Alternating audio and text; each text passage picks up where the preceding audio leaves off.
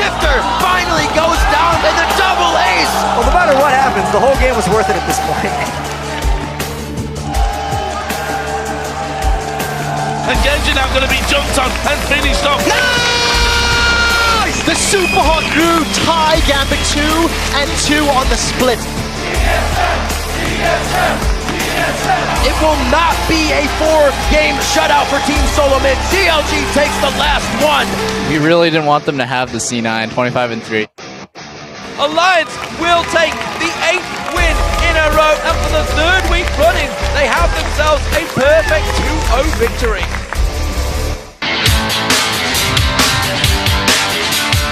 What's up, everyone? I'm Rivington Bism III and going ultra rapid fire mode through the LCS. Today with me is Joshua Jet Leesman. How you doing, Jet? I'm doing real good. We have a super week, which means non-stop League of Legends for about 6 days. Yeah, it's going to be fantastic. And we kick off our look back at Europe's biggest games from Week 10 with a battle between the hottest team in the European LCS and a Roccat squad hoping to stall their fall from the top of the table. As we jump into the highlights, Alliance came into their game against Roccat riding a 6-game winning streak.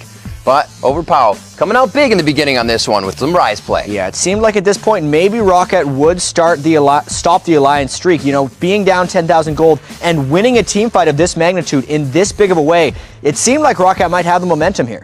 Yeah, it doesn't stop there, though, for Alliance. It looked bad, but it only gets better as it has since the beginning of the split for them. Coming into this fight, Tabs coming up huge with the double kill, and Alliance secures the base. Yeah, they kind of showed that fight that they lost was a bit of a mistake, and they come out with another victory in a row. Extending that winning streak to 7 is never a bad thing. Alliance was back at it on Friday, fighting for a share of first place when they took on SK Gaming. Didn't take Froggen very long to start hopping some walls. Yeah, Zed was ridiculous this game for Froggen. He is just playing so well. Got the Ignite Burn right there down to finish him off.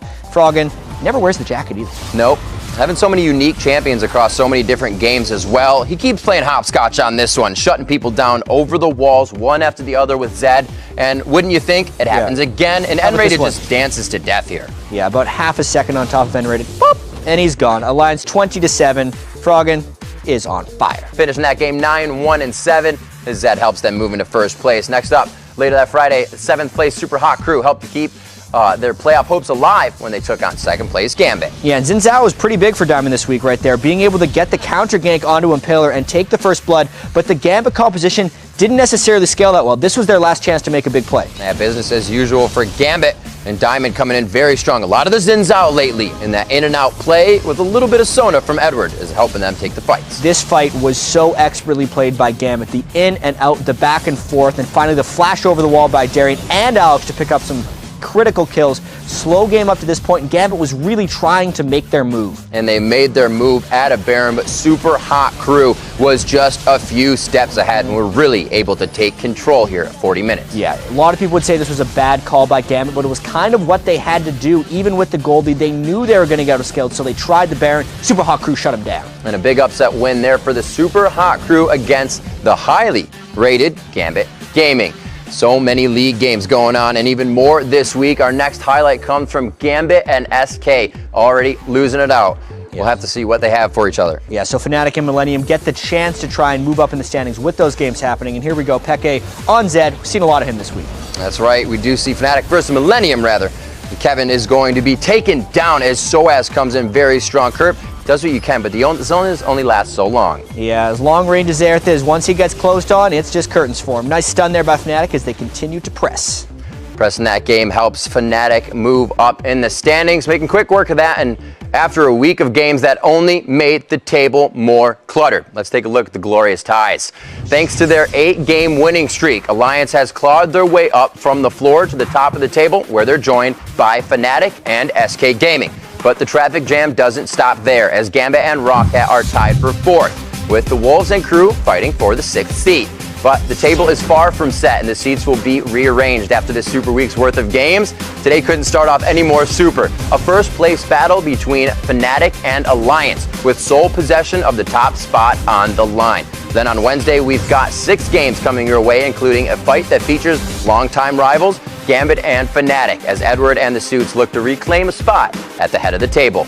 Then on the final day of the European regular season, all the ties will be settled. Whether it's during our 5 regularly scheduled matches or in the bonus coverage, that's all but guaranteed to happen right after. And with so many incredible games all having an impact on the playoff picture, we're not going to pick a BF game of the week, but instead we're going to break down the BF week of games. There are 96 official results already in the European LCS match history, and as we head into the final 16 contests, every team still has a shot at the postseason. And on the flip side, every squad is still in danger of missing the playoffs. So now to drop some knowledge on the postseason possibilities, I'd like to welcome Quickshot to the show. How's it going, Quickshot? Have enough time to cover all the possibilities, but I'll do my best to at least clear up some of them. All right, sounds good. Let's kick off our postseason postulations with a look at the teams at the bottom of the table: the Wolves, the Crew, and the Millennium. Well, let's start with Millennium, since they have the least likely chance of making it to the postseason.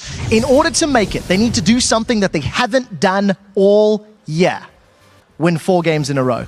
But even if they do that, and they go from 7 wins to 11 wins in just 1 week, they still need a lot of help. They need the Super Hot Crew to beat the Wolves, but then lose the rest of the games. Plus, they need the Wolves to lose all 4 of those games. And even if all of those stars align, all that's actually going to do is create a 3-way tiebreaker for those final positions in the playoffs. Now, for the Super Hot Crew, their job is considerably easier, but they still need a little help. If the Crew beats the Wolves in their head-to-head match, then all they have to do is win 1 more game than the Wolves the rest of the Super Week to guarantee 6th place.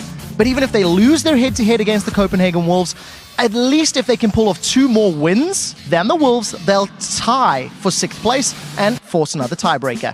The Copenhagen Wolves, on the other hand, they are in control of their own destiny. All they have to do to lock in 6th place is win 1 more game than the Super Hot Crew. Or if the Wolves beat the Super Hot Crew in their head-to-head, their Super Week match this week, they can even go 1 worse in that win-loss column and still force that tiebreaker. Now, while the Wolves and Super Hot Crew are both still technically alive for a first-round bye, it would take a miracle. So I'm going to mention it. It's possible. I've mentioned it. Let's move on. Team Rocket is the next team I want to talk about. Now, they have a very real possibility of grabbing one of those first-round buys.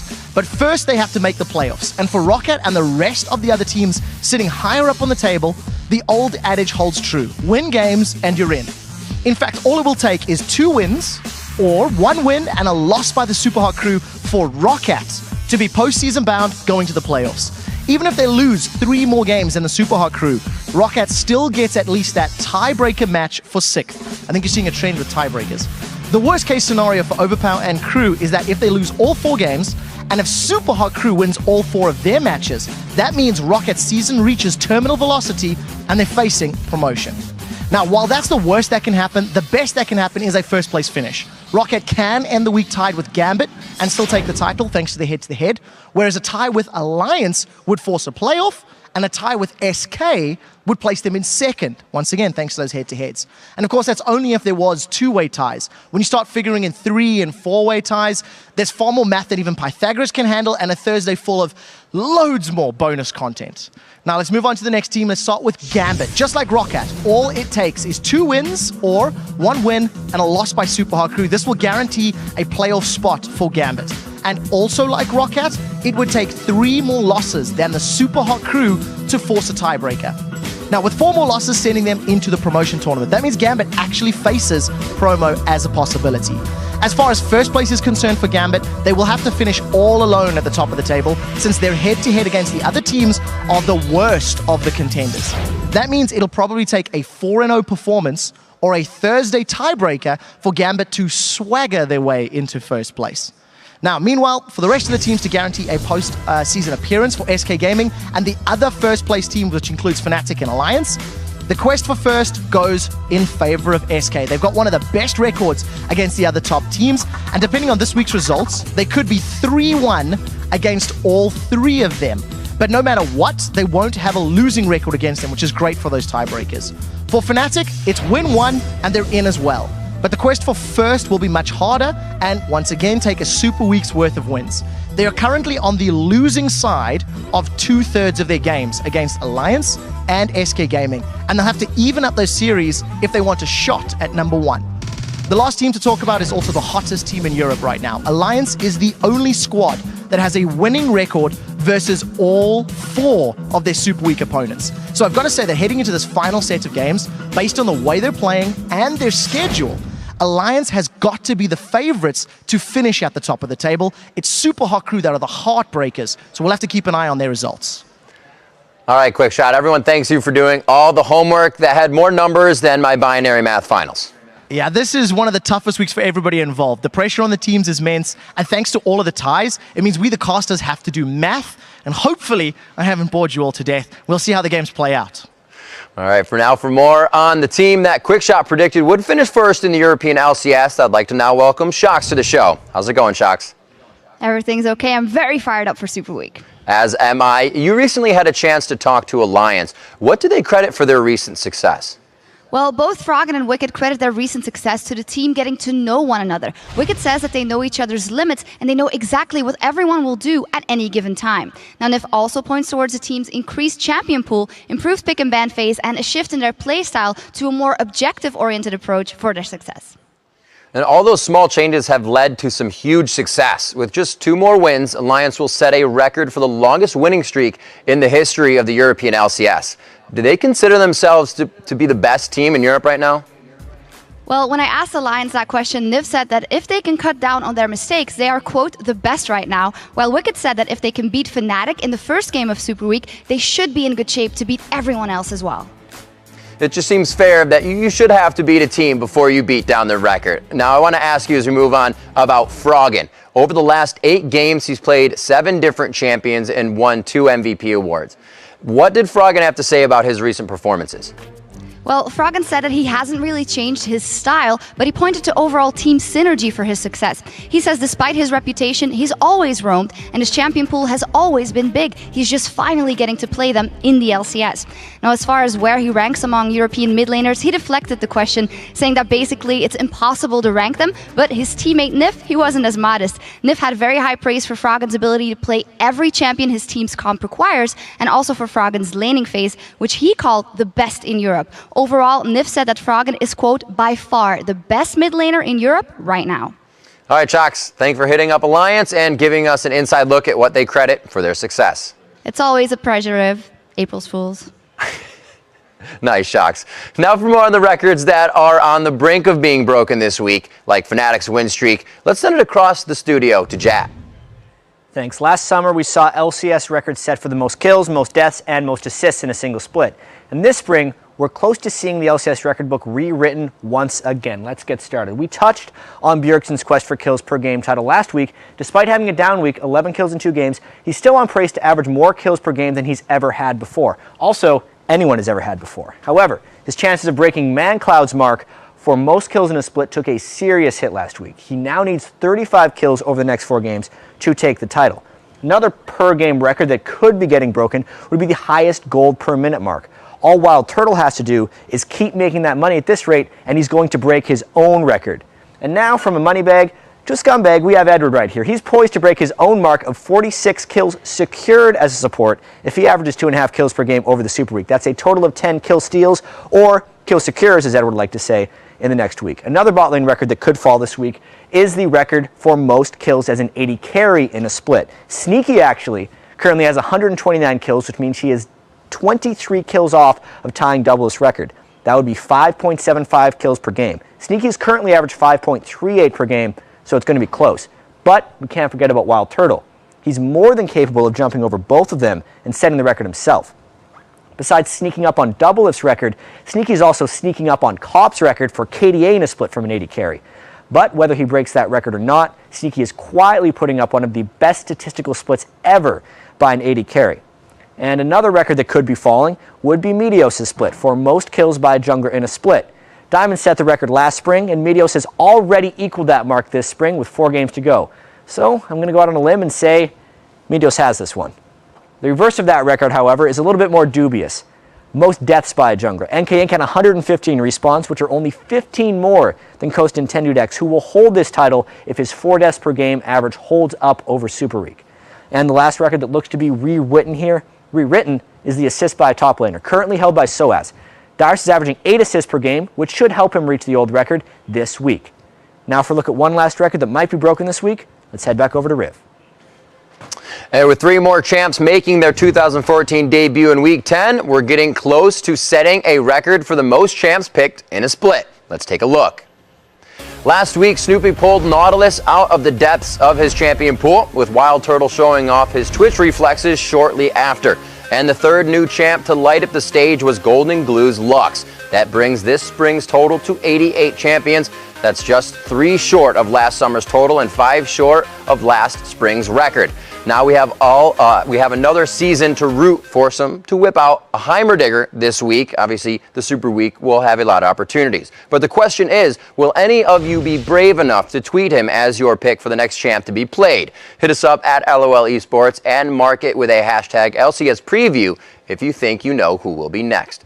Now, as far as last week's predictions, I've got to give some love to the people who picked Vel'Koz, especially at NJ Stelzner, who said Vel'Koz will be played at support, and D-Claude, who used the word tentakill. We just like that one. Plus, I've got some gold stars for no mind reading, and Luca Brody for correctly choosing Nautilus, with a special shout out going to M. Groenbach for saying it would be Snoopy who picked him. Very nice work. And speaking of tweets, last week we received one from a pro who just happened to be watching the LCS Preview show. After seeing himself prominently featured in our last hit, Shifter tweeted, "That last hit, that's so troll." After further review, I'm going to have to disagree with you, Shifter. That wasn't troll. This is troll. Shifter, that's the one they need to shut down. The barrier goes down. They're going hard for Shifter. They take him out. Oh, the stun hits Shifter, not in a good spot. Down he goes. Oh, he hit it. The charge goes out. They are easily going to get that one, and they do get the blue buff back to Link. Going on to Shifter, the Ignite's there, the heal comes out, it's going to be enough. Doesn't make it to the fountain, he trips on his shoelaces. Man, what a massacre.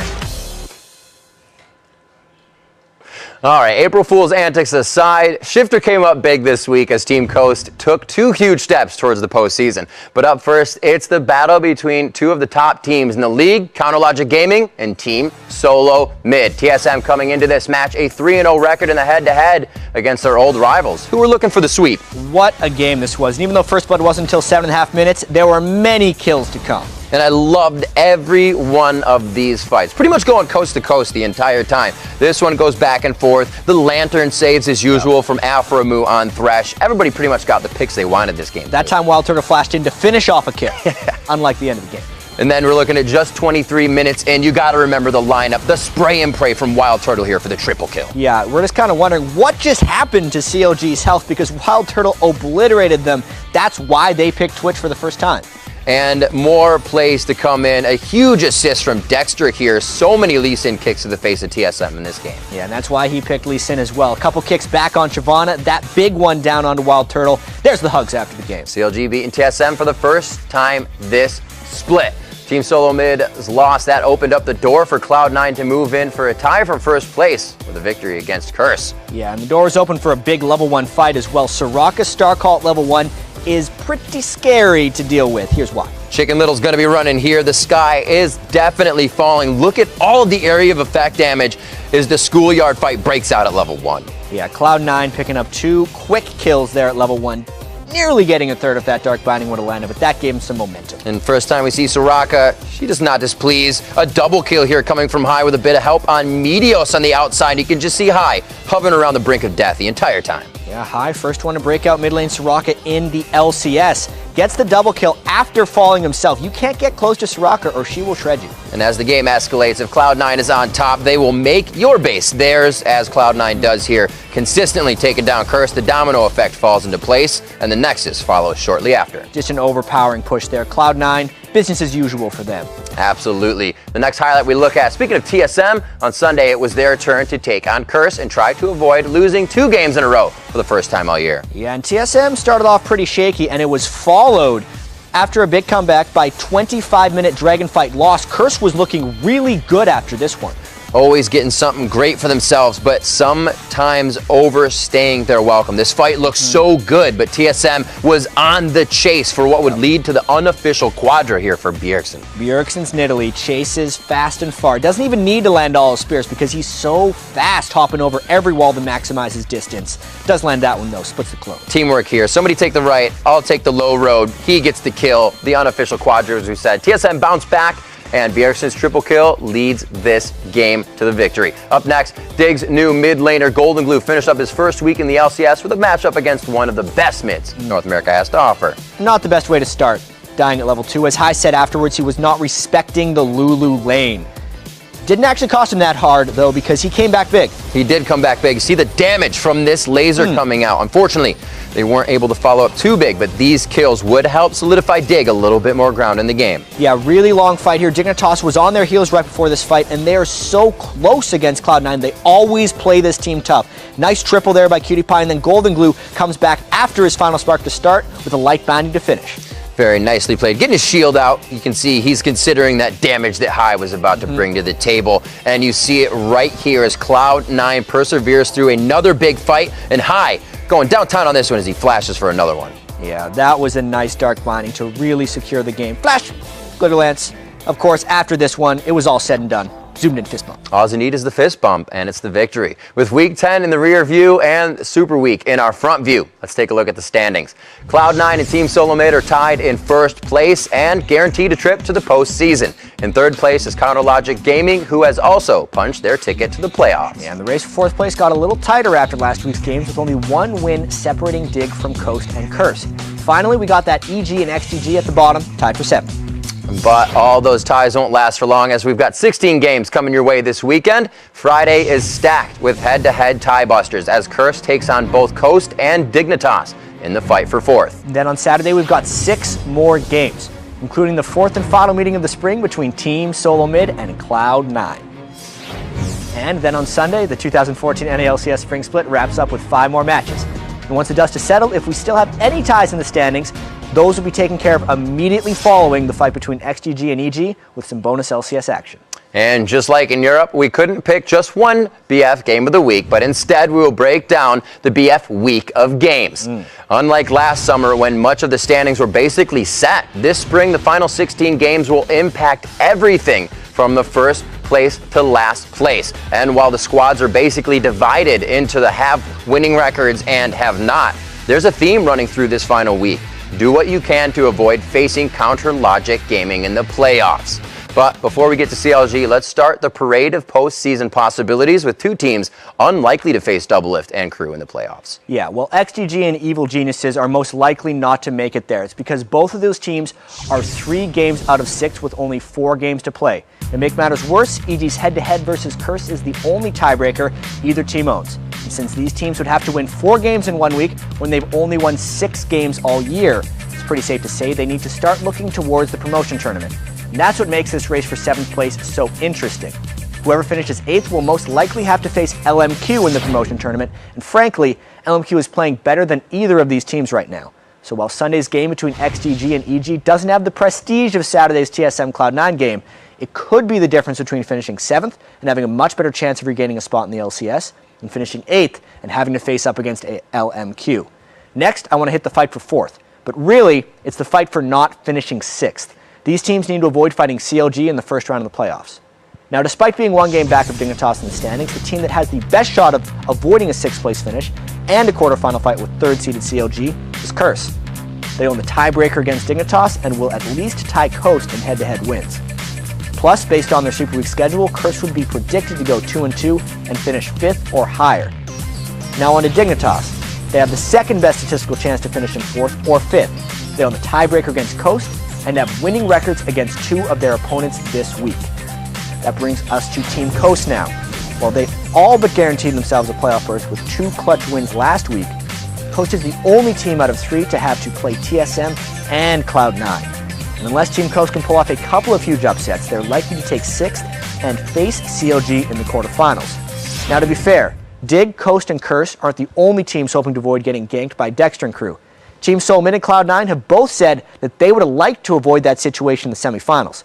And the best way to do that is finish first, as the top seed will face the winners of the 4th versus 5th matchup in the semifinals, most likely Dig or Curse, while the 2nd place team will square off against the winner of the 3rd versus 6th matchup, which, if our postulating is correct, will be CLG or Coast. And in that fight for first, Team Solomid has the much easier Super Week schedule as they face the bottom 3 teams in the league, while Cloud9 has a showdown with CLG on Friday. Now, if both TSM and Cloud9 can avoid being upset, and Cloud9 can take out CounterLogic Gaming one more time, That means we'll be in for an incredible battle for first place on Saturday. A lot of ifs, though. Now, if you're wondering why we framed this playoff picture around teams trying to avoid a matchup against CLG, here's why. Ever since Dexter has started roaming their jungle, Counterlogic Gaming has finally started living up to their potential, or even exceeding it. Over the last 7 weeks of the spring, CLG has compiled a 12-3 record and posted a team KDA of 5.17. Also consider that Counterlogic Gaming not only beat Team Solomid last week, but they've also fought Cloud9 to a 1-1 record since Dexter joined the lineup. In fact, if Dexter had been starting on CLG since the start of the split, we'd probably be talking about a 3-way race for first place heading into Super Week instead of the 2-way tie we have right now. Yeah, and when you add all those stats and the fact that CLG's bot lane has a special kind of synergy and they look this good, it's no wonder that all the other teams want to avoid them in the playoffs. Yeah. Happy April Fools, CLG. That's a tricky one. Aframu always supporting Double Lift. Such a soft touch from Double. Now from the silly to the sublime. Let's take a look at the top 5 plays from Week 10 of the LCS, or as AfroLift calls it, the Penta.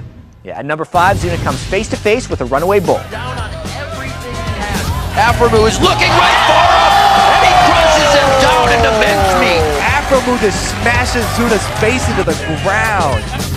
And coming in at number 4, it's Forgiven with the huge outplay. Jumping in here, can he get to Forgiven? Ace in the hole goes through from this one. Takes him down to about 2/3 of his HP, and here comes Kerp as well. The damage, flashed away from, and he's turning it around. Amazing play from Forgiven. Number 3, it's Dexter's clutch kick. It's very hurt on the outside, but that's the clone. He actually goes down to the hands of Dexter, and TSM is still trying to find where the rest of the team is. A double kill! Beautiful play from Dexter and Double Lift, and they're going to keep going, and they're going to have eyes possibly on Baron. Coming in at number 2, EG's Ken brings Pobelter along for the ride. The last few shots when he shields himself up. There's the box. Oh, the long way! Get the lantern! Brings in Pobelter! He gets the double distortion follow-up, and they do find the kill after the long haul. And this time it's Froggen taking a ride on the Thresh Express for the number 1 play of the week. Does himself favors. I'm not too sure if this is going to quite be enough. The lantern flash from Nip pulls Froggen across from 2. Right there, that was so good, they've had to pause the game to give him a high five. I'm so excited to see those plays as we kind of start 4.4, because now we get 16 games kind of out of each region with that much play. Double the amount of games, a few more LCS big plays, but still the same number of highlights. So the quality has to improve, right? And everybody's got their top-notch champions. They're ready. These are when the strats have to come out. There's no more lackadaisical, we can kind of wait and play this team better than the other. It's going to be all out and going for broke here in Super Week. All right, guys, that does it for this week's adventures. But before we go, we have a pair of last hits on us. Healthy people coming off the base, chat. It could be staved off. Yeah, 3v5, but Baron Buck is still there. That's 2 inhibitors down. Coast just going. They got Super Minutes on the other side. Wiz Fusion can't get himself in range for these Nexus turrets. There's no focus there. It's just locked onto Zion Spartan. EG is trying to micro in and out to save themselves from damage. Snoopy goes for the micro in, and the focus on to Nintendo X as he gets a kill. Shifter almost goes down in that one. No, he will. Sliver of health left. Stays alive. Shifter with the plays. Here we go. Inox may take him down, but the Zanya's play. Everybody jumps on one spot. All the eggs in one basket. He's still alive. Shifter finally goes down to the end. Double ace. The last breath and the double ace. Nobody's going to end the game. Well, no matter what happens, the whole game was worth it at this point because we just got our first double ace.